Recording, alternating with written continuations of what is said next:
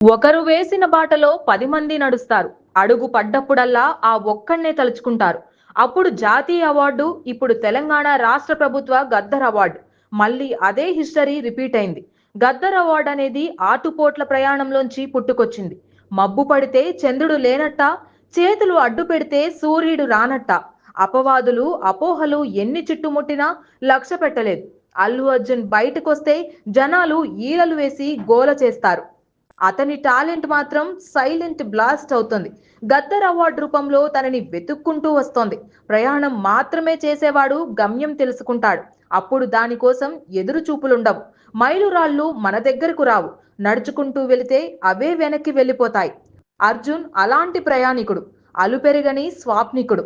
పుష్ప 2కి గద్దర్ అవార్డు ప్రకటించగానే అతని అభిమానులు గర్వంగా తలెత్తుకున్నారు.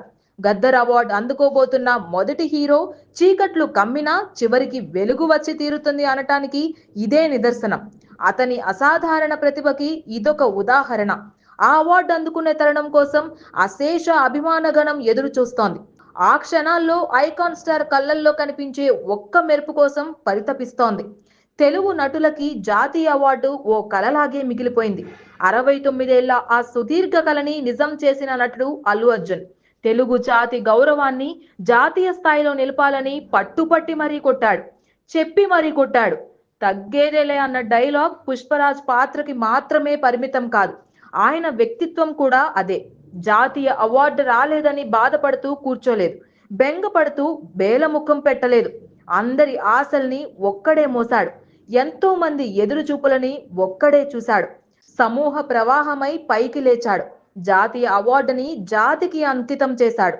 నటులుగా ఎవ్వరూ పుట్టరు, ఎదుగుతారు అని చెప్పటానికి ఐకాన్ స్టార్ ఒక ఉదాహరణ.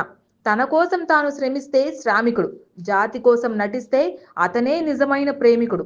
జాతి గర్వంగా తలెత్తుకుని చూడాలంటే సర్వం దారపోయాలి, పనిని ప్రేమించాలి. అప్పుడే అది సాధ్యమవుతుంది. అది చేసి చూపించాడు మన ఐకాన్ స్టార్ అల్లు అర్జున్.